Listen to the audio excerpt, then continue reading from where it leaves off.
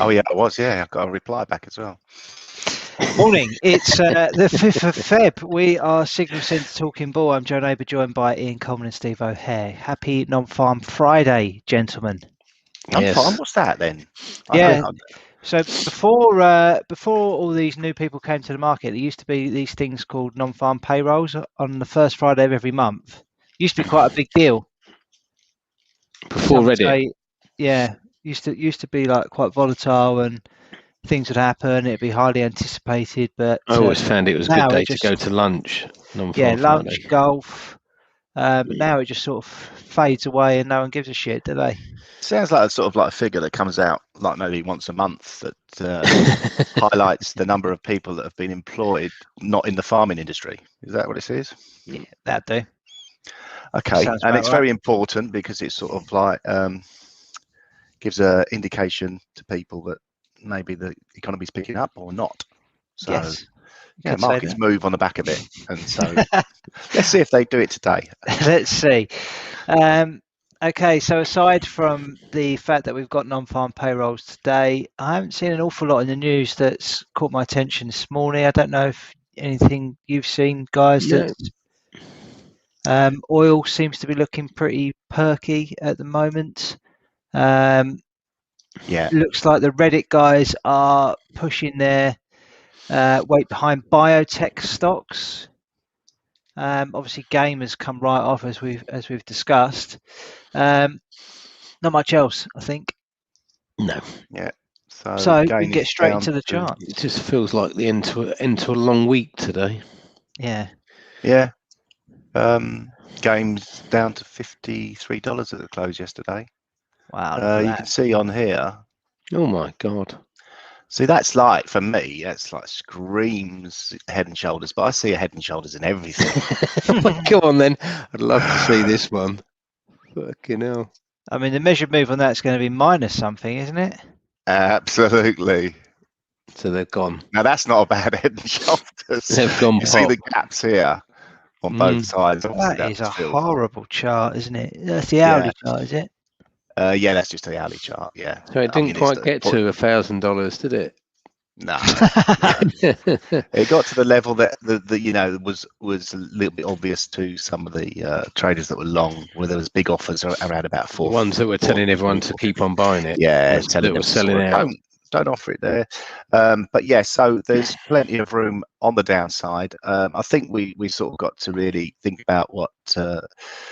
I think the owner said that the stock's really worth $20, and he didn't budge from that. And we're heading that way. We're going to sort of like get to that $20 level. We'll see what happens there. I hope the owner took a few bits off the table. I hope he sold a few. Well, this is the point. He could have like raised a huge amount of capital, but I think to actually go through that process, it takes more than a few hours. So whether he could have, and obviously a lot of this was caused by options trading, which is a very popular thing in America, and almost sort of like replaced CFD. Oh, there he goes again. Yeah, option trading. Daleks. Is it? Go on then. Someone else talk while Ian can take over while I plug. Go on in. Have a look at the FX markets. I was just going to say we're getting a decent turn on the dollar this morning. Now, from the sort of dollar charts, I mean, even though we keep on saying, what are you doing now? We keep on saying that we've had 5 waves, so the next wave should be 3 waves, and it's trying to catch the 3rd wave. It's sort of broken the 38.2. It's broken this swing high.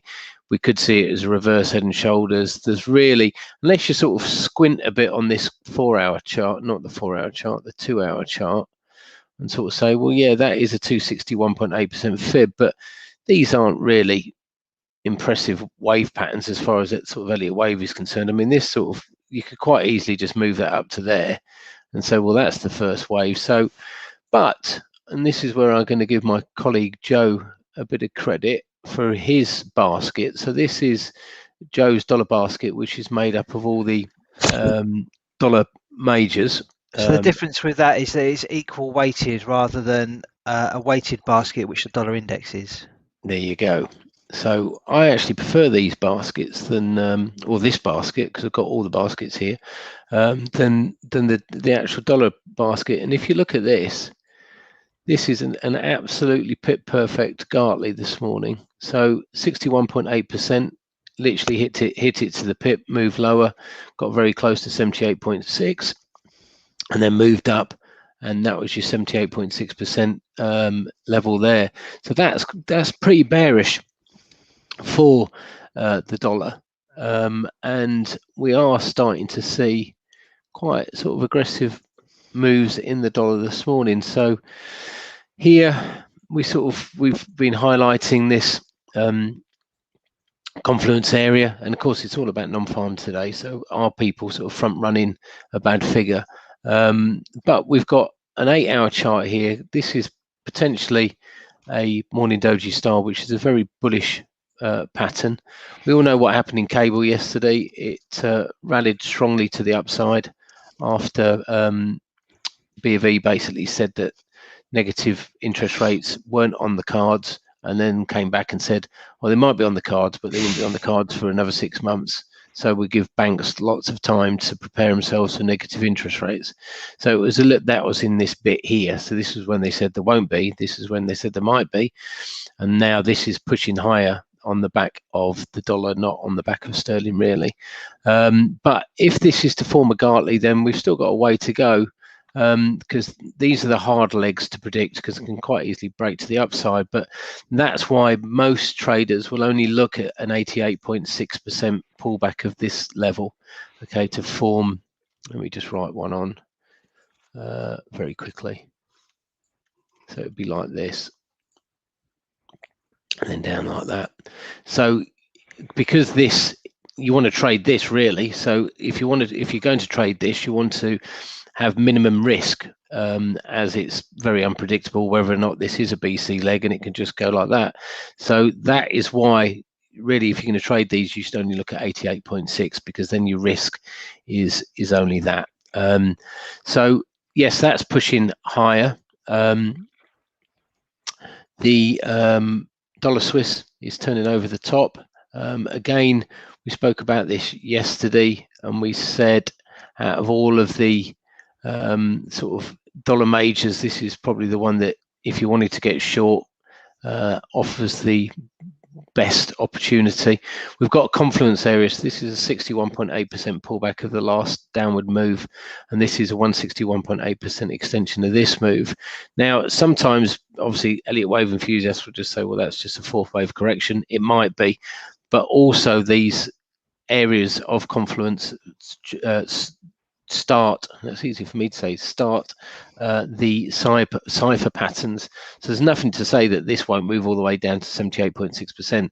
So they are, even though it could be a correction, they're still quite good areas to try and get short. And the favorite, I think, is really dollar yen when we're looking at those confluence areas. So here is the big picture daily, and I've had this highlighted with this little yellow circle. This is a 38.2% pullback level at 105.32. But if you go to this time frame, this is a 4-hour time frame, we've hit a 161.8% extension. I think the 8-hour chart is posting a evening doji star reversal pattern, and we're starting to move quite aggressively lower now. If it is Elliott wave, then 105.10, 104.75 is prime short targets. 23.6 and 38.2% of the last rally up. But if that is a fourth wave correction on the daily chart, then it could be aggressively lower. Dollar CAD I quite like as well today for a correction to the downside. Remember, we've also got Canadian figures, unemployment figures come out at the same time as US. So it can be extremely volatile. We've got a support here at 127.13 and 127 the figure for the 61.8% pullback level, and a potential right shoulder of a head and shoulders. But I would look for a defined bounce from that level, because when you go in, I'm not going to do it now, but when you go into Bollinger Bands, which have a tendency to catch highs and lows quite well. On the sort of daily chart, the base of the Bollinger is all the way down here, so you could get a right shoulder down here at 126.31, and there's also cloud support there. So like I said, I'd want to see a decent push off of that level to potentially get long, not just buying that dip. Aussie dollar, again, looking pretty solid this morning. And do you remember, sort of, we've said, well, we've had the 5 waves to the upside as far as sort of the weekly and the daily chart is concerned. So we're now in the start of a very choppy sort of correction lower. Again, I haven't really got anything in the way of resistance until we get to this confluence area here at 77.42. Euro sterling, that wedge yesterday that I talked about and had for my trade of the day idea got completely slam dunked with cable. We're now at a 61.8% fib on the daily chart, but I think the strength of that move yesterday, you've got to question whether or not we're going to go down to this sort of confluence area. And I've just put highlighted a line here. So that's a weekly support level, and this is a 8-hour 261.8% fib. So I still think that euro sterling now is looking pretty weak. Which about head and shoulders on that on the daily chart?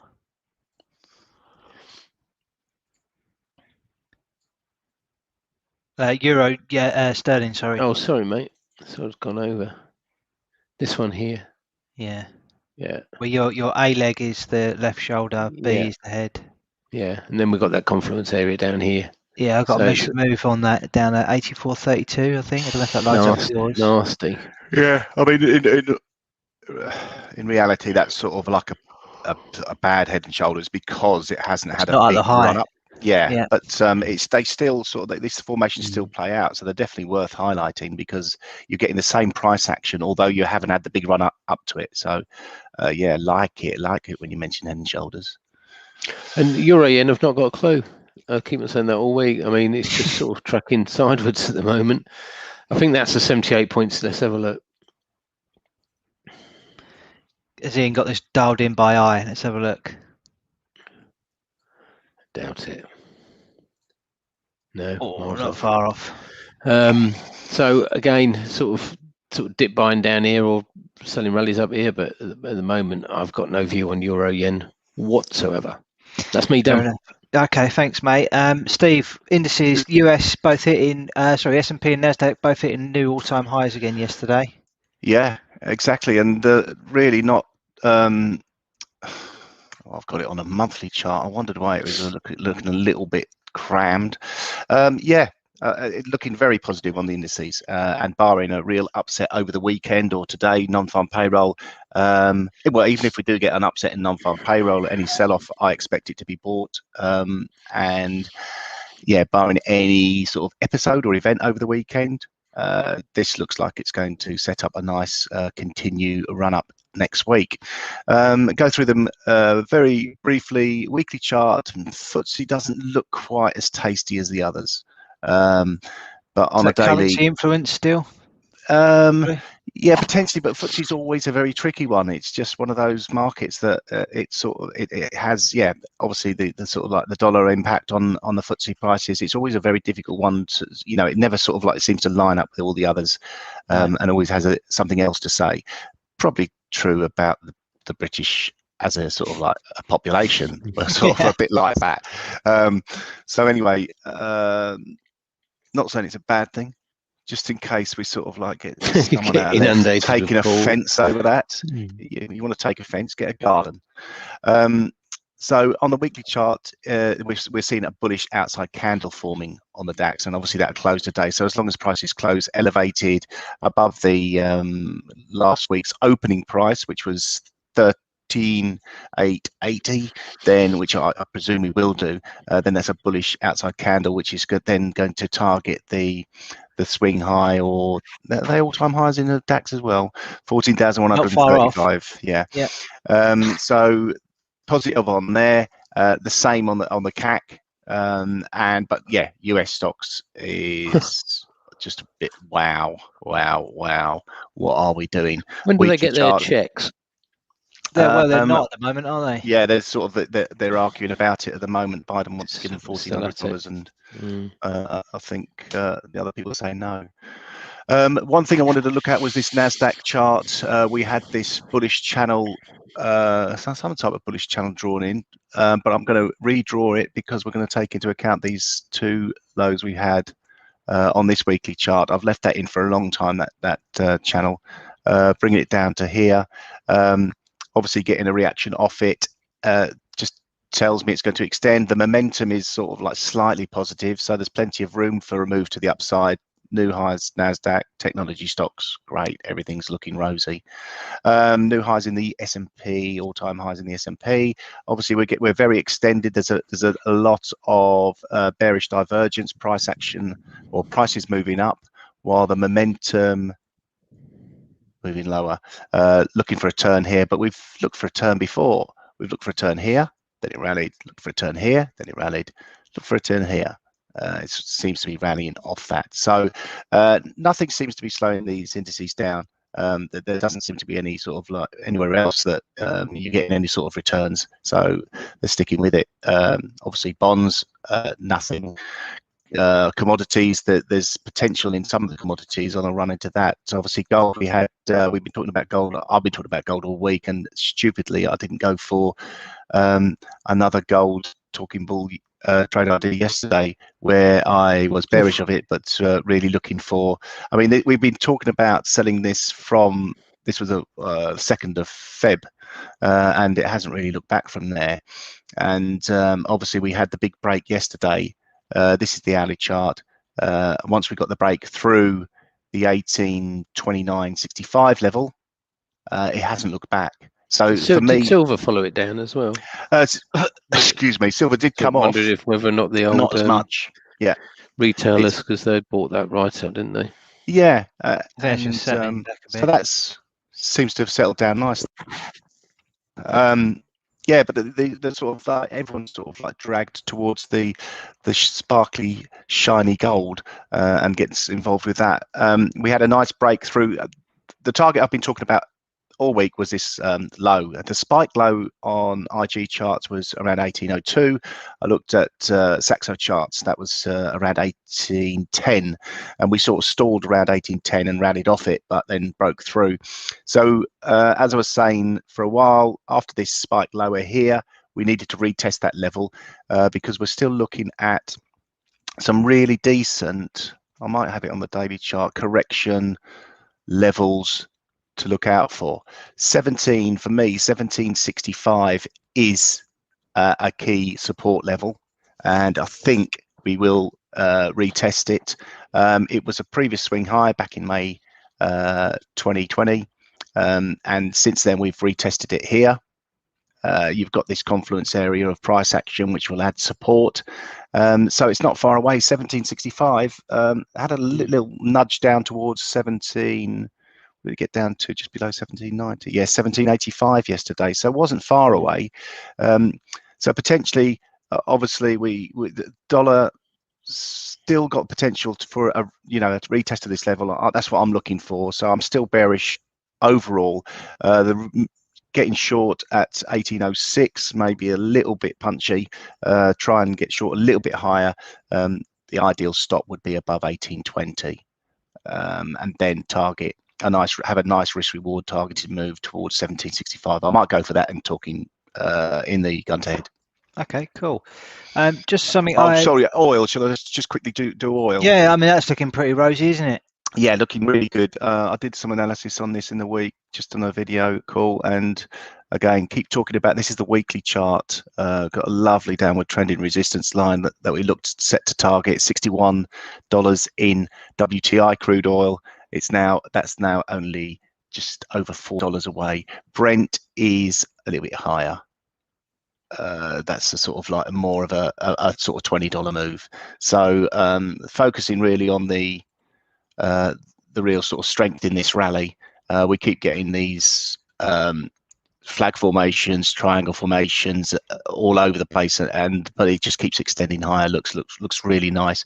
The main sort of driver of that is the OPEC Plus nations saying that the deep cuts that they've made will impact on the increase in demand coming up that they expect, and they still believe they'll have a shortage. There'll be a shortage in 2021. So all the money they lost all the way back here, they'll probably make it all back in 2021 by fiddling the books. That's it. Cool. All right, thanks. Lastly, end on a conspiracy theory there. That's good. Love it. Let's have so many different people after you, Steve. Yeah. Yeah, I don't care. Clans. Come at me. Come at me. My name's Ian Coleman. I live here. I just pinched a chart of someone on Twitter that I saw during the week, which was a Dow Jones chart. This was a weekly. Oh, I like that. Yeah, so a big old expanding wedge. Who picked it off? I can't remember who it was. I'm not going to name him. I'm going to take all the credit for myself. No. Oh, dear. But now I look at it, it's pretty obvious, right? So, yeah, maybe something to keep an eye on. Yeah, love pretty it. Scary as well on the Dow Jones. But, at some point, I think we have to have a proper shakeout, don't we? Because I always find when you get to this phase I think it's when people start falling over after they've had the injection.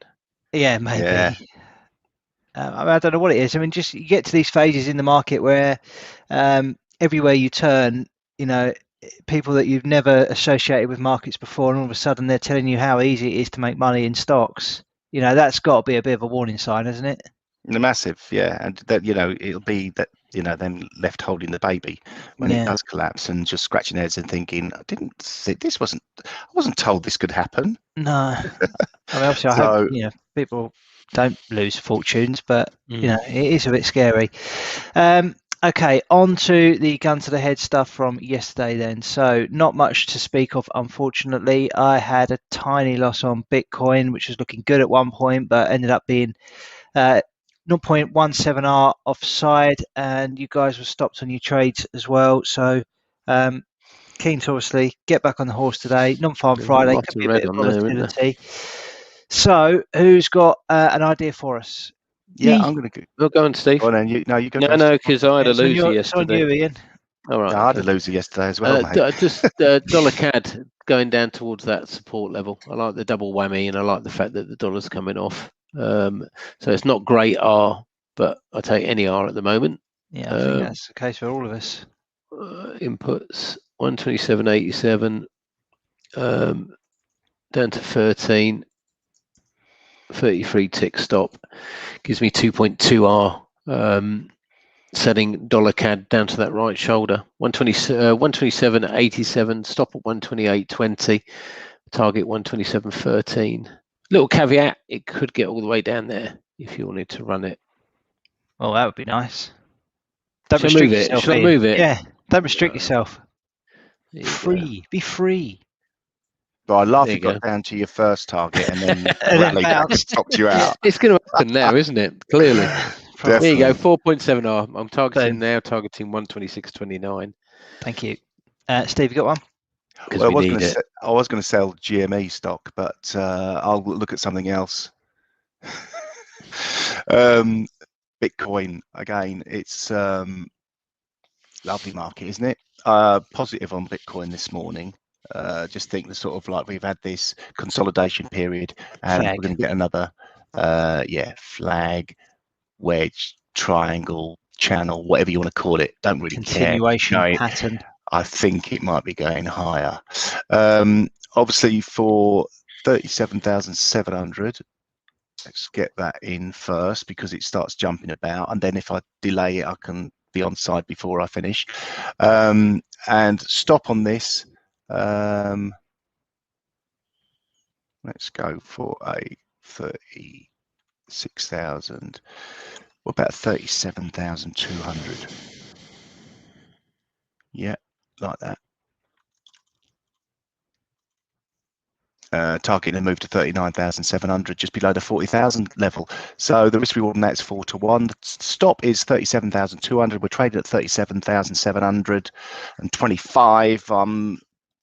But when I talked, it was 37,700. That's 4-1 risk reward. Fiddle in the books. Yeah. Lovely. Good luck, mate. I'm taking a look at silver today. Just had a flick through the charts. The only one I really fancy right now. It's short-term uptrend, as you can see from December. Had this massive spike higher, but is consolidated and it's been some profit taking. Found it for some support around here, 26.05. I'm going to buy it at 26.65. I'm going to target a move back to those swing highs at 30.13 and stop loss at 25.83. So looking for just over 4R on silver today. Lovely. Okay, so there's the three trades. In terms of what's going to impact them today, well, we've mentioned it a number of times. It's US non-farm payrolls today at 1:30. We've also got some Canadian data as well. In terms of what's expected today, 200,000 jobs expected to have been lost from 140,000 last month. Really? And the unemployment rate is expected to rise to 6.8, according to what I've got here. This is where Ian tells me that his calendar looks different. Yeah, I've got 50k build.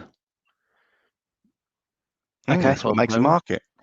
Well, that's why it's probably not having any effect, because the estimates of these things are all over the place, aren't they? Yeah. It seems at the minute there's no sort of cohesion with the numbers that people are calling. And watch that as well. That's just been slid in the middle, isn't it? Bailey speaking at 1:30. Just when he's going to say no negative interest rates, and then there'll be something afterwards. Yeah. Actually, we are considering it. Probably. What are you saying? Nothing. Flip sort of throwaway comments I make, Joe. Yeah. Let's see what these boys have got. What these got? Let's take the filters out.